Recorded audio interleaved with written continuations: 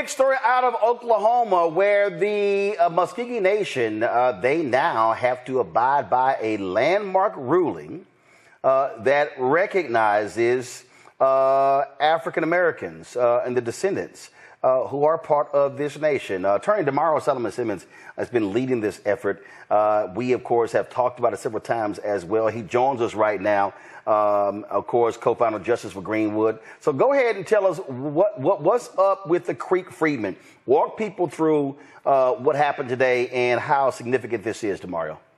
Well, good to see you, Roland. This is very significant because for the first time in 46 years, Black Creeks, also known as Creek Freedmen, will now have their citizenship rights restored to the Muscogee Creek Nation. This will impact tens of thousands of Black Creeks throughout the nation who will not only receive their birthright and their citizenship rights, but also have opportunities to have tangible benefits, life-sustaining and altering benefits like free health care, child care, education benefits, etc. Okay, so explain to folks, why would they have free health care, free child benefits?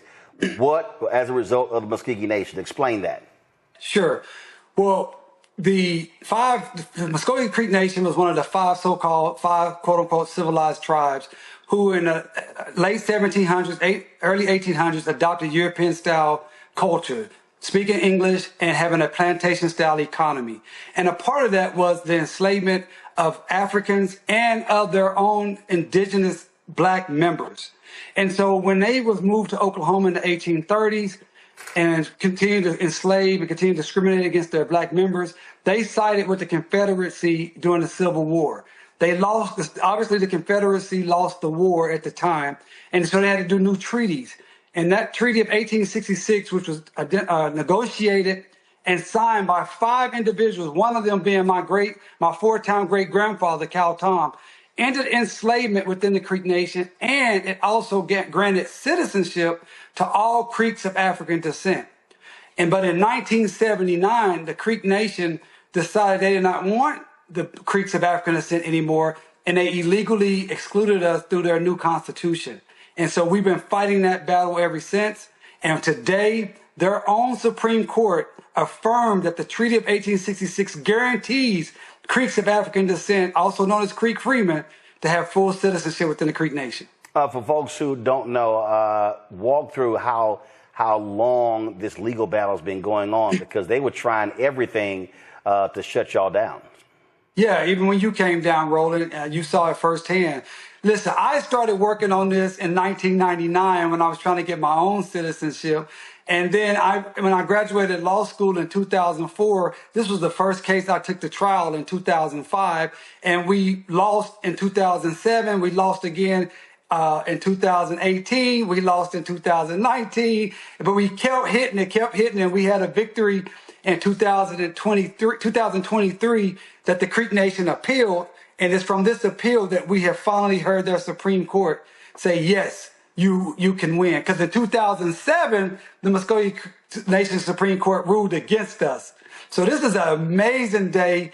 It is just, I can't stop smiling. And I just wish my grandmother, Johnny Mae Austin, who died in 2019 at 89 years old, who was a named plaintiff in our case in 2018, she spoke Creek, and she grew up on our Creek allotment. I just wish she was here to witness this.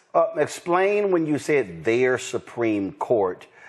People may not realize that these Native American tribes, they have a separate system than the United States Supreme Court.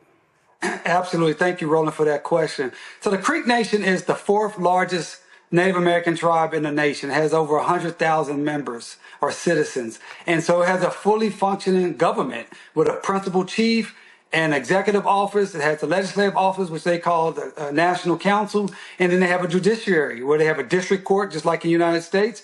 And then they have a Supreme Court.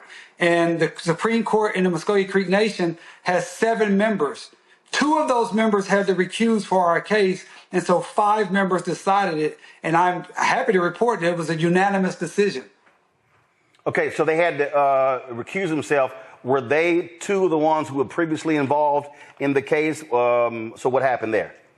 Yeah, the 2 that had to recuse themselves were previously involved in the drafting of the 1979 Constitution that excluded Black Creeks. And so I'm very happy that they did the right thing and recused from this particular case, because this case was about what is supreme. Is the Constitution of the Creek Nation, or is it the supreme law of the land because of the Treaty of 1866?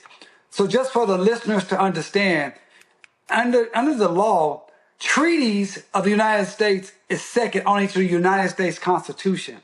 So that's why we were saying no matter what their constitution, the Creek Nation's constitution stated from 1979, the Treaty of 1866 has never been abrogated or made invalid, and that is what covers and controls in this situation.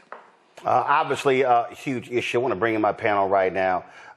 Joining us right now on our panel is, of course, Rebecca Carruthers, President and CEO, Fair Election Center. Glad to have her on the show. Also, A. Scott Bolden, attorney here in Washington, D.C.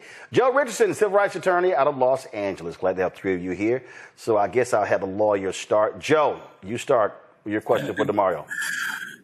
First of all, Demario, congratulations. This is an incredible accomplishment, and it is obviously very personal for you for some obvious reasons because of your own history.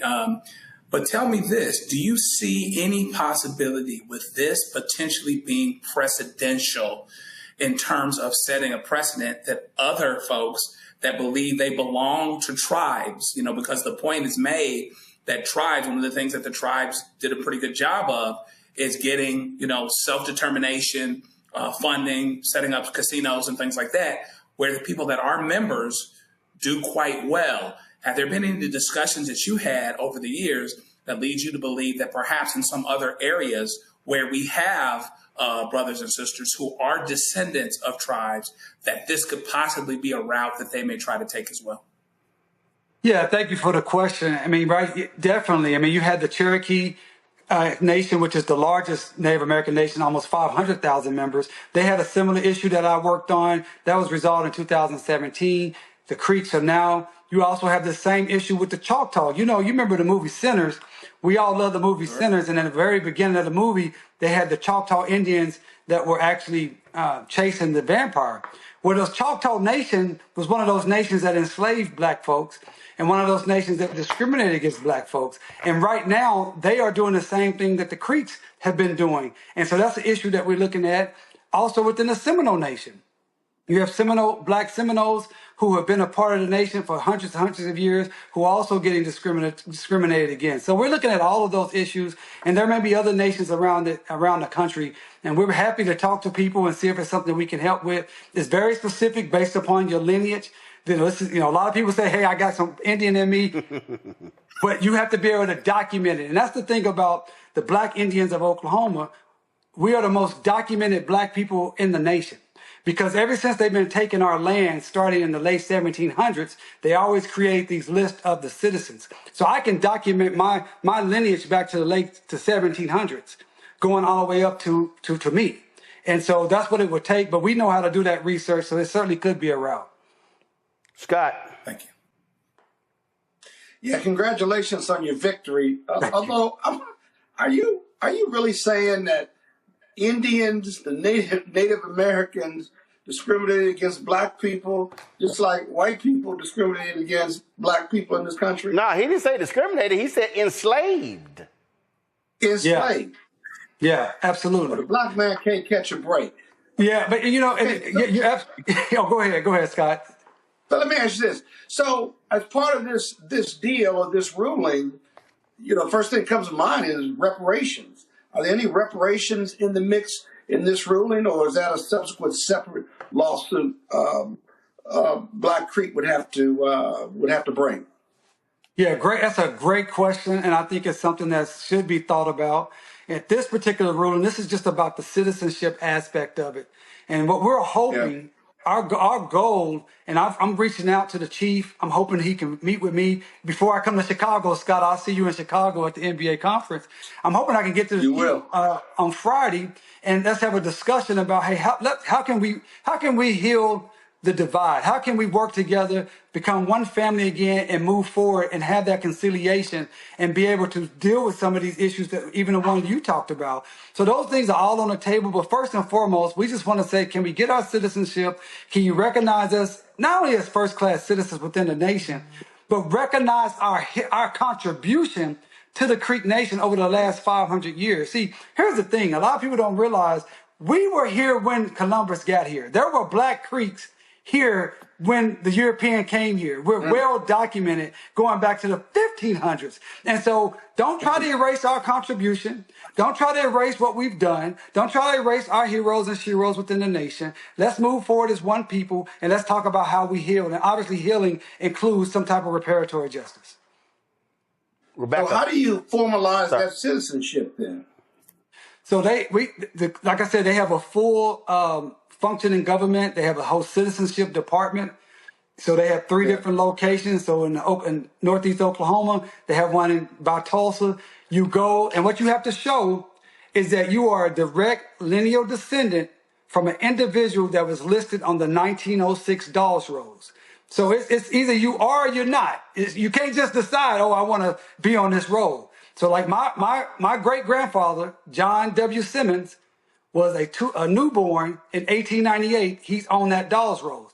And so I go from John W. Simmons to my grandmother, Johnny Mae Simmons, to my dad, Ahmad Shadi, to me. That's my lineage. That's how I can show that I am actually one that should be getting citizenship. Now, I could go all the way back to Cal Tom, who was born in 1810, or I could go all the way back to Moses Perryman, who was born in 1780. So I can do that too. Wow. Congratulations. Rebecca. Thank you. Hey, Demario, it's good seeing you tonight. What's up, Rebecca? I'm listening to your story. So I spent some summers in the 80s in Muscogee Nation visiting my great-grandmother on my dad's side in the township of Summit, Oklahoma. Yes, Summit, Oklahoma. She had, when she passed away, she lived in a 2-room shack, she had an outhouse, didn't have indoor plumbing yet, so there was a pump in her kitchen area, but she finally got electricity. So now I got lots of questions. I'm going to have to call my daddy after the show tonight. How do you go about doing the research proving lineage? Well, listen, I'm going to help you out. All you have to do, and anyone that's listening that think they may have a connection, the way Rebecca just talked about, you can contact Justice for Greenwood. Go to justiceforgreenwood.org. We have a whole We Are Greenwood program. We have a little form there, and you can say, hey, I think I may be connected to the Black Indians of Oklahoma, and we'll do a little research and see if you pass the prerequisites.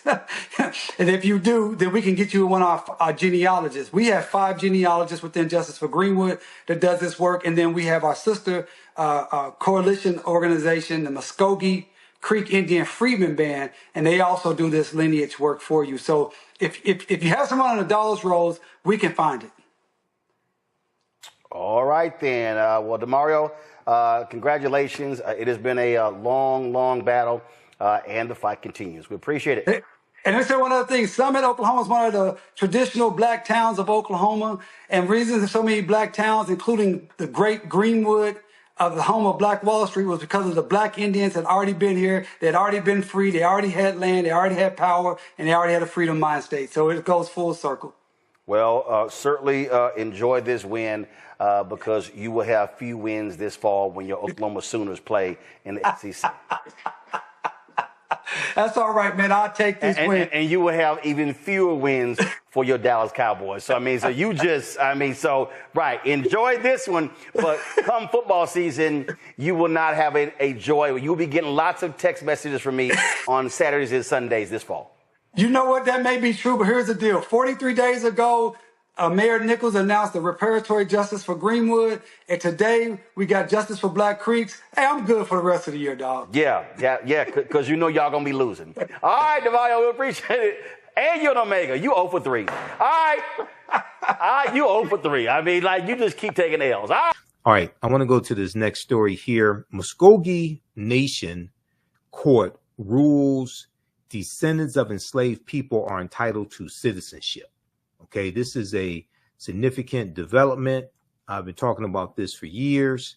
One of my teachers, Dr. Claude Anderson, was fighting for this for a number of years as well. But Attorney Demario Solomon Simmons, who is Creek Indian, as well as a team that he's working with, have been able to get this accomplished.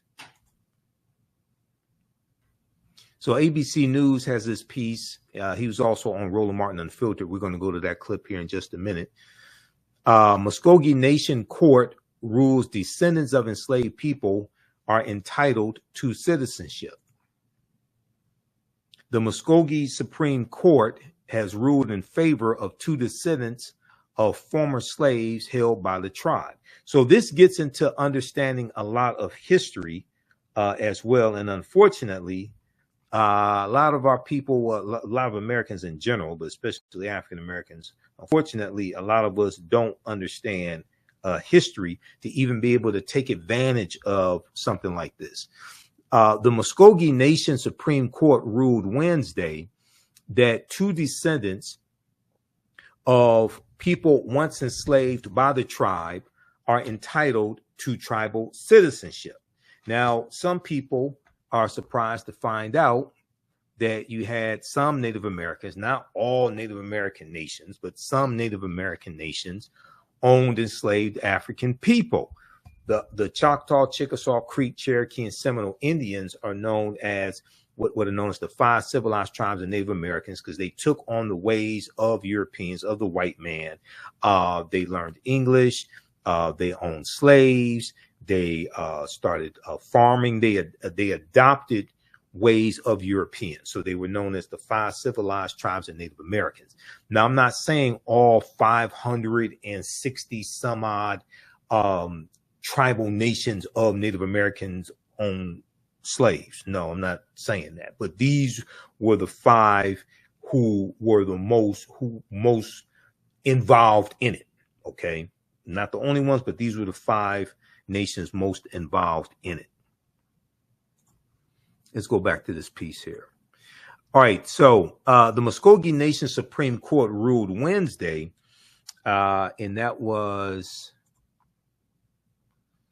Wednesday, July 23rd, 2025, that 2 descendants of people once enslaved by the tribe are entitled to tribal citizenship. The court found that the tribal nation's citizenship board violated an 1866 treaty when it denied the applications of Rhonda Grayson and Jeffrey Kennedy in 2019 because they could not identify a lineal descendant of the tribe, because they could not identify a lineal descendant of the tribe. Okay. Now, let me just pause it right here, because to understand this, you have to understand history. And this is why African-American history is so important. This is why history is so important. And a people's history and culture teaches them how to deal with the problems of the past. How a people's history and culture teaches them how to deal with the problems of the past in the present and the future to meet the needs of the community. It's important for everyone to understand African-American history, because largely the way you treat a people is based upon what you have been taught about a people. What you've been taught about a people is based upon everything you've read, heard, and seen about a people. So if people have not been taught about the accomplishments and achievements of African Americans, what we have contributed to this country, who we are, and especially our history prior to slavery, then they are more susceptible to believe and act upon stereotypes that are promoted by a white-controlled media, largely stereotypes that negatively depict African Americans. Okay, so Americans in general are ignorant of history. African Americans in general are ignorant of history as well. And then when you try to get policies put in place to address historical structural inequities, a lot of times the lawmakers that you're dealing with are ignorant of your history. So many of them don't even understand that they don't understand. This is why history is so important. This is one of the reasons why history is so important. Okay, Now, this history ties into the origins of Black Wall Street in Tulsa, Oklahoma, in the Greenwood district in Tulsa, Oklahoma. Why is that? Because the Indian Removal Act of 1830, signed into law by President Andrew Jackson, this moved the Choctaw, Chickasaw, Creek, Cherokee, and Seminole Indians off of their land in southeastern United States, the Alabama, Georgia, all that area. They're pushed out west over 1,000 miles in what's known as the Trail of Tears. They all go into Oklahoma. Tulsa, Oklahoma was founded by Creek Indians around 1834. When they go into Oklahoma, they take their African slaves with them. Okay. And about 1/3 of the people on what's known as the Trail of Tears, about 1/3 of the people on the Trail of Tears were African people. Most of them slaves. Some of them are, sometimes people refer to them as servants, but they were slaves of those Native American nations. The word Tulsa comes from the Creek Indian word Tallahassee. And if you read Hannibal B. Smith's book on Black Wall Street, he breaks this down in it. I read his book, Hannibal B. Johnson. This is not Hannibal B. Smith. Hannibal B. Johnson, this book right here. Black Wall Street from Riot to Renaissance in Tulsa's historic Greenwood district. This is one of the best books dealing with the history of getting deep into the history and the origins of Tulsa, Oklahoma. So a lot of the early African-American landowners in Tulsa, Oklahoma got land from the Black Freedmen Indian Treaties of 1866. We have a history of getting benefits from these treaties, but many of our ancestors were pushed out of these treaties because the 5 civilized tribes of Native Americans conspired with the United States government about 1941 to redefine what a Native American is. And they stated that you have to have 1/4 or 1 quantum Native American blood. So a lot of our ancestors were pushed out of these treaties. I'm going to go back to this article in a minute. It's important to understand this background history. This is what I've been talking about. Okay. Some of you all have seen this article here that I've referenced. And when we had the 100th anniversary or commemoration of the Black Wall Street race massacre in 2021, and news media from all over the country was in Tulsa, Oklahoma, a lot of this history started coming out, but a lot of people really didn't understand it and really understand how to put all of this, all of the pieces together. So they're hearing Creek Indian. I saw some interviews in mainstream media, and Roland Martin was down there also in Tulsa doing interviews. I saw some interviews with some people who were Black Creek Indians, and this history started coming out, right? Okay, now let's look at this article here. This is from history.com, the official website of the History Channel. 9 entrepreneurs who helped build Tulsa's Black Wall Street. Okay. See, this is why you have an attack on African-American history, because you have to understand history, economics, law, and politics. History, economics, law, and politics. All this is connected. Before the Tulsa Race Massacre, the city's African-American district thrived as a community of business leaders and visionaries. This is by Alexis Clark. Excellent article. But here's what I want to focus on right here. Number one, let's stop this video. African Americans and land ownership in Oklahoma. Before, let's zoom in on this because this is the history that they don't want people to know. Okay. Before the Greenwood District was established, African Americans came to Oklahoma in the mid-19th century as slaves of the 5 civilized tribes. Okay. The term used for the Cherokee, Chickasaw, Choctaw, Creek, and Seminole tribes who were forced from their lands in the southeast part of the United States of the country, resettling in Oklahoma, then known as Indian Territory. After the Civil War, under the terms of the treaties of 1866, everybody listen to me. Now, all these goddamn people out here talking about doing a goddamn study, and none of them are talking about this. Our ancestors were actually getting treaties, getting land, getting membership in Native American nations, okay, getting all of the benefits. While people are still trying to get HR 40 passed to do a study. Damn near none of them are talking about this. After the Civil War, under the terms of the treaties of 1866, these African Americans were emancipated, with some integrating into the tribes, a relationship that would later provide freedmen with their own land. While people still keep talking about a damn study.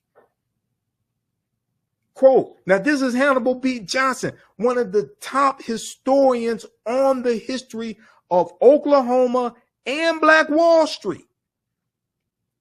Hannibal B. Johnson said the relative wealth of some Black folks in Oklahoma comes in part through their connection to the tribes and their land ownership. Says Hannibal B. Johnson, historian and author of Black Wall Street 100. That's the second book that was dealing with the 100th anniversary of the Tulsa Race Massacre. And author of Black Wall Street 100, an American city grapples with this historical racial trauma. The Dawes Act, you got to understand history. The Dawes Allotment Act of 1887 authorized the government to divide tribal lands into allotments for individual Native Americans. This is the Dawes Rolls, the Dawes Allotment Act. This is how you get the term $5 Indian. All of this history is connected. This is why people keep playing games with us. This is why they are attacking African American history, to keep you ignorant so they can keep playing games in your face. So at the very same time that Project 2025, Donald Trump, the Heritage Foundation, conservatives, along with Black MAGA, along with some Black social media disinformation agents who continue to lie to Black people, at the very same time that they're attacking African American history, suppressing the history, they keep going back into the history and using laws from the same period of time that they are suppressing the teaching of the history of. So 1798, the Insurrection Act of 1798, Donald Trump wants to implement the Insurrection Act. You have the Comstock Act of 1873, named after Anthony Comstock, that could actually ban contraceptives and the mailing of contraceptives, okay? Criminalize that. You have the attack on the 14th Amendment of 1868, which was primarily, not exclusively, not only, but primarily for African Americans, for former slaves and their descendants, to give them citizenship rights, okay? You have that being attacked and used against us.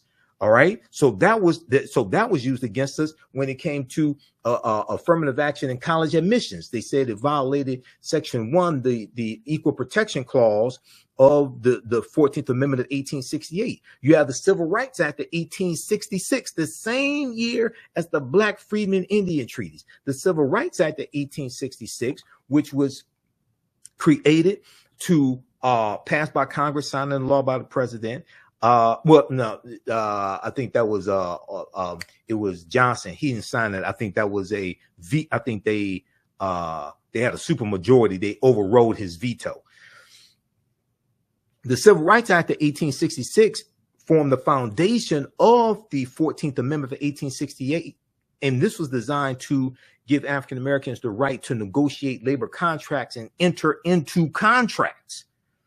That's the Civil Rights Act of 1866. Well, that was used to attack the Fearless Fund, the African American female entrepreneurs that created the fund to give grants and things like this for women of color entrepreneurs. When conservative activist Ed Bloom, after he destroyed affirmative action at college admissions, he then went after the Fearless Fund and sued them based upon a violation of the Civil Rights Act of 1866, saying that they were discriminating against white entrepreneurs.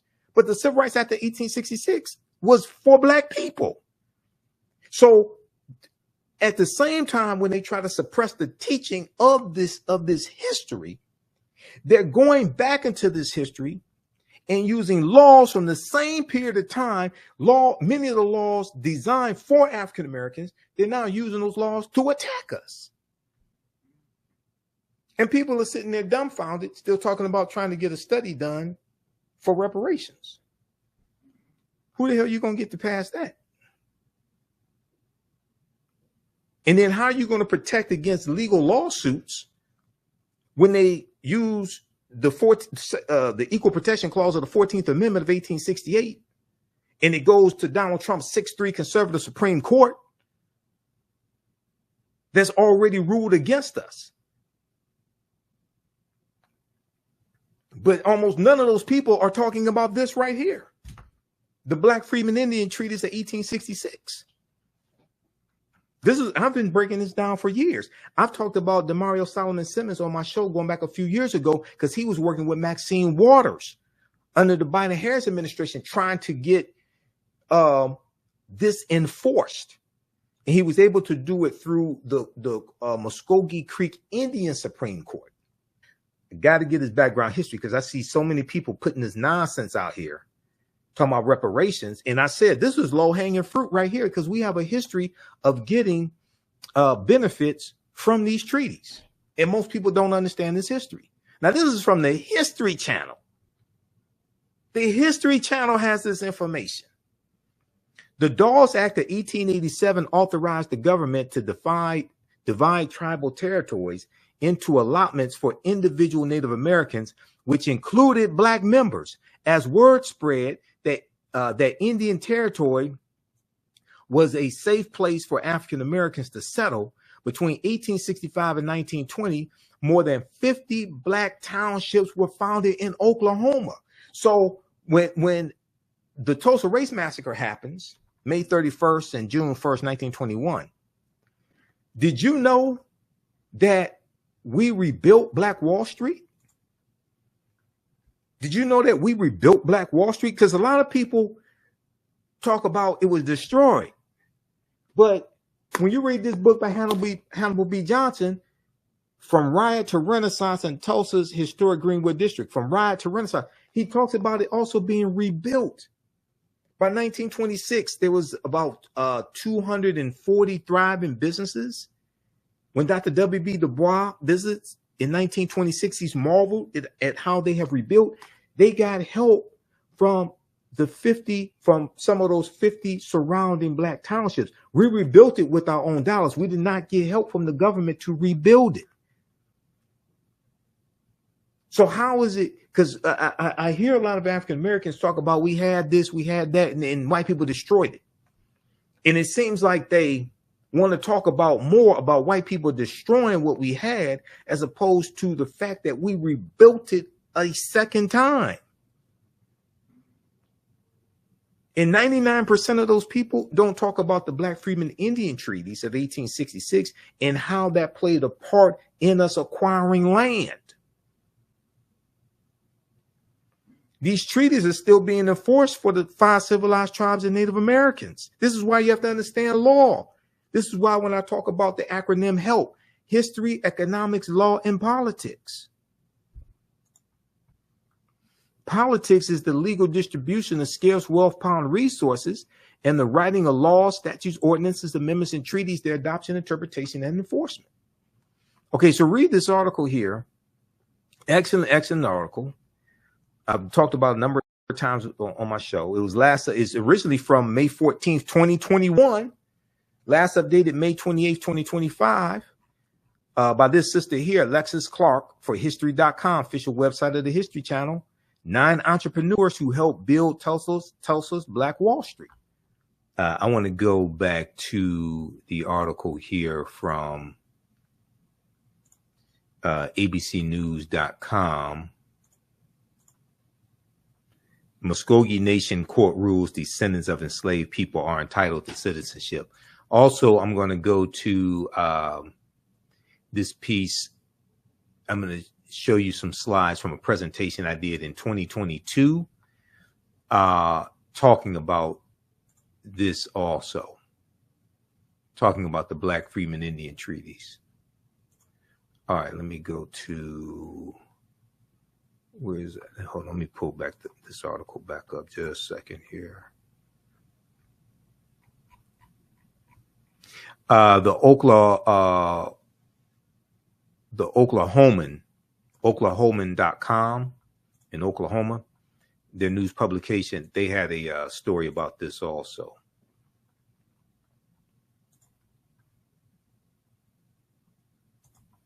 All right, let's go back to this. Okay, Muscogee Nation court rules descendants of enslaved people are entitled to citizenship.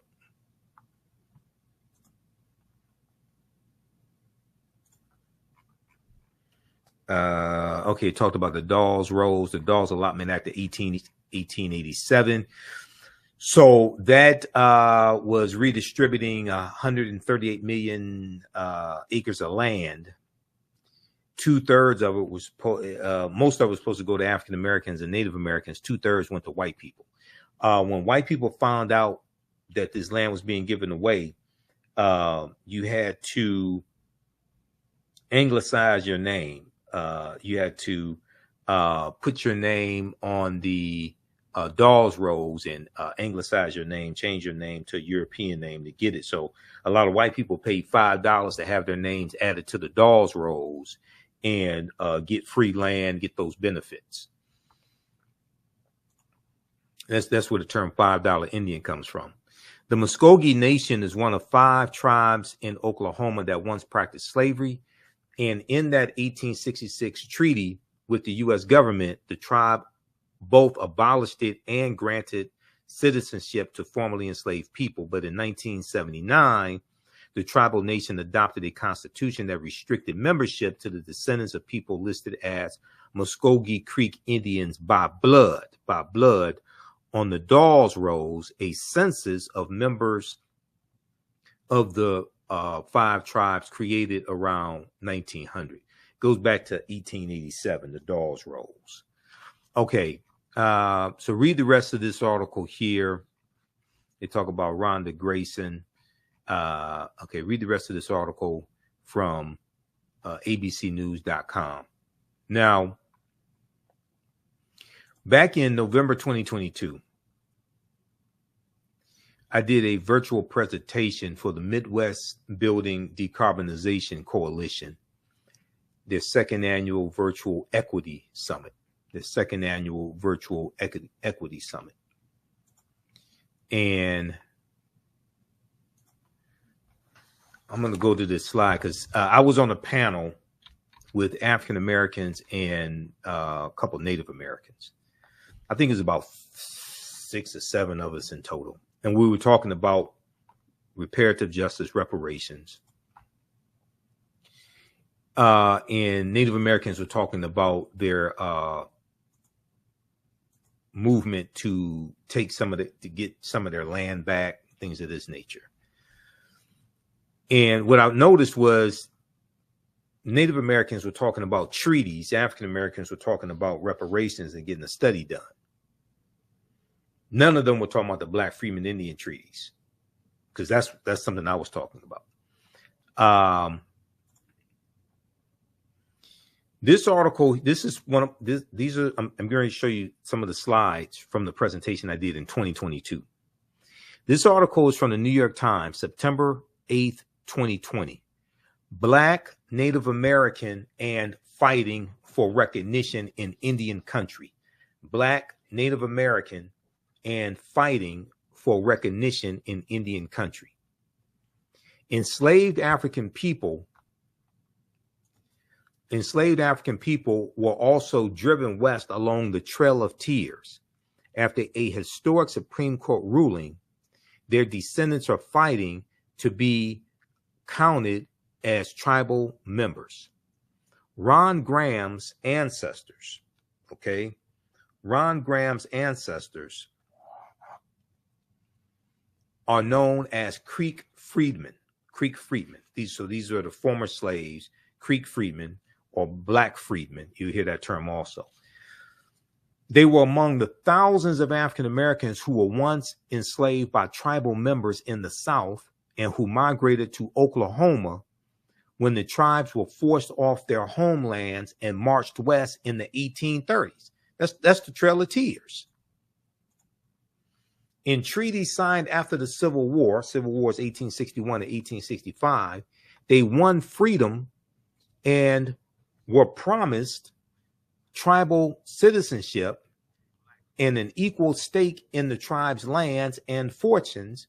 But what followed were broken promises, exclusions, and painful fights over whether tens of thousands of their descendants should now be recognized as tribal members. Some of the descendants have won lawsuits seeking inclusion in the Cherokee Nation. That goes back to some have won lawsuits. And then also in 2021, the Black Freedmen won a big lawsuit in the Cherokee Nation to get their full citizenship back. I think that was 2021. Some gained nominal citizenship as Seminoles, but said they could not access tribal services. Others, like Ron Graham, have nothing. But now a landmark Supreme Court decision for tribal sovereignty has breathed new life into their fight. In July 2020, the Supreme Court recognized a huge portion of eastern Oklahoma as reservation land under the terms of an 1866 treaty.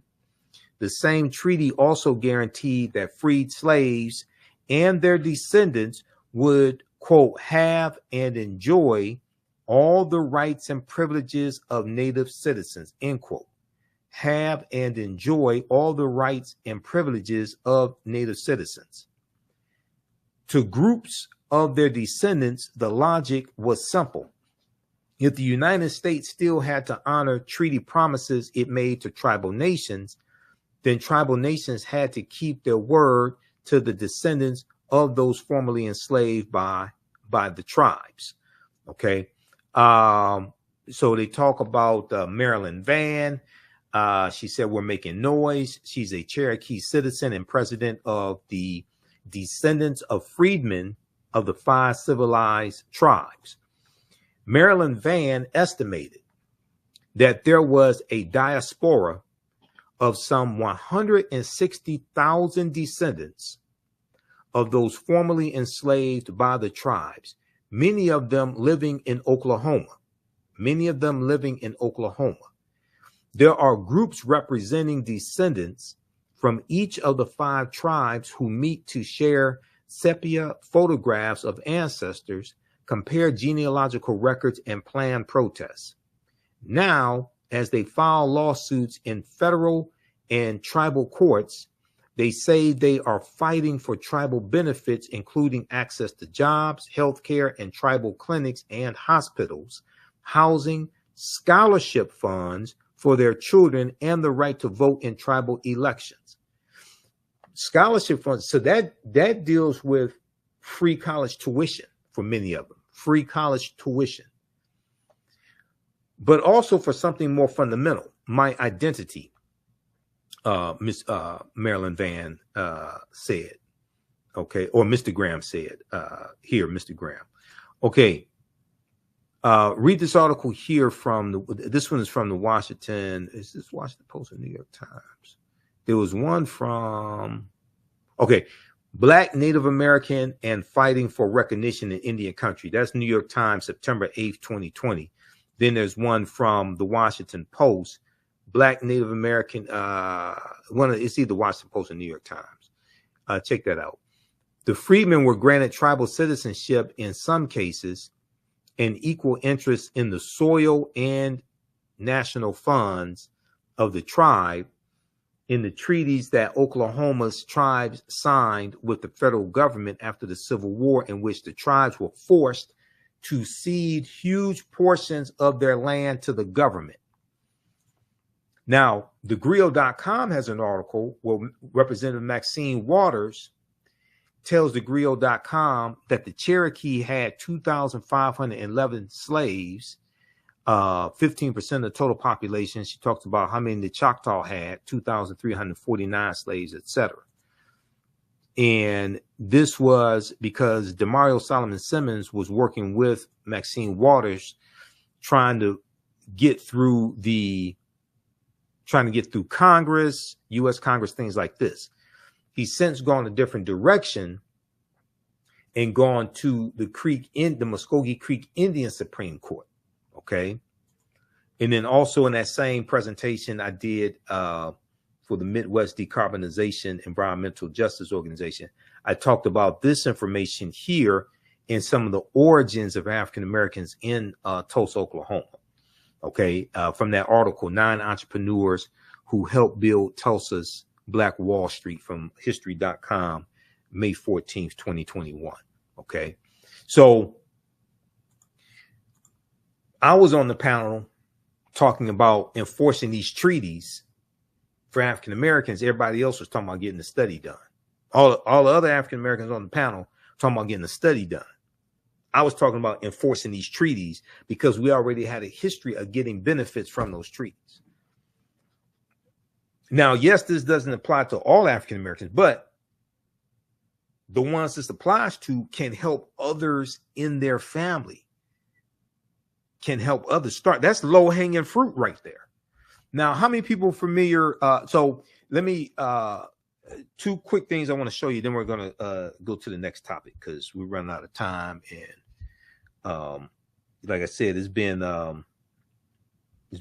3, I haven't broadcasted live Sunday night since May, when I had Professor Kaba Kamene on. And we were dealing with him speaking in Detroit for African Liberation Day. Okay, there was a article from SmithsonianMag.com, Smithsonian Magazine, official magazine of the Smithsonian Institute. How Native American slaveholders complicate the Trail of Tears narrative.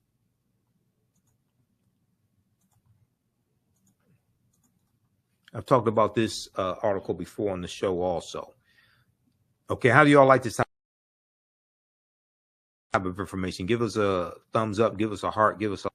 Be sure to register for my new history class that starts up Saturday, August 2nd, 4 p.m. Eastern Standard Time. African Empires, the Moors, and the transatlantic slave trade, 5000 BC to 1800 AD. Visit our website, AfricanHistoryNetwork.com, AfricanHistoryNetwork.com to register for that.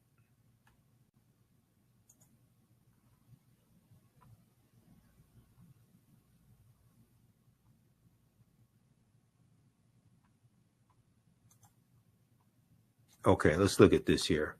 How Native American slaveholders complicate the Trail of Tears narrative. The new exhibition, Americans, at the National Museum of the American Indian prompts a deeper dive for historic truths. This is by Ryan P. Smith, March 6, 2018. Now, this house here, or mansion, Choctaw Chief Greenwood LaFleur had 15,000 acres of Mississippi land. Above is his Mississippi home, Malmaison, and he owned 400 enslaved Africans as well. Okay, he was a Choctaw chief. So they talk about, when you think of the Trail of Tears, you likely imagine a long procession of suffering Cherokee Indians forced westward by a villainous Andrew Jackson, etc. But they go on to say what you probably don't picture are Cherokee slaveholders, foremost among them Cherokee Chief John Ross. What you probably don't picture are the numerous African-American slaves the Cherokee owned. Okay? The numerous African-American slaves the Cherokee owned. Let me close this ad out. Who made the brutal march themselves, or else were shipped en masse to what is now Oklahoma aboard cramped boats by their wealthy Indian masters. Now, I'm not saying all Native American nations owned enslaved Africans, okay, but the 5 civilized tribes definitely did. Oklahoma aboard cramped boats by their wealthy Indian masters. And what you may not know is that the federal policy of Indian removal, which ranged far beyond the Trail of Tears and the Cherokee, was not simply the vindictive scheme of Andrew Jackson, President Andrew Jackson, but rather a popularly endorsed, congressionally sanctioned campaign spanning the administrations of 9 separate presidents. Okay, so about a third of, when you study this history, about a third of the people on the Trail of Tears were African people. All right, once again, they talk about the 5 civilized tribes of Native Americans.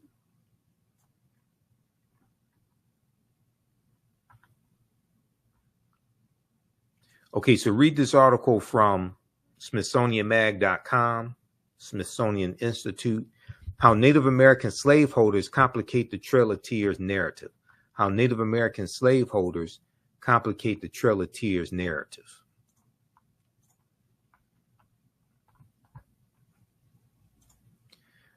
All right, now, if you like this type of information, be sure to register for my new online history class that starts up Saturday, August 2nd, 4 p.m. Eastern Standard Time.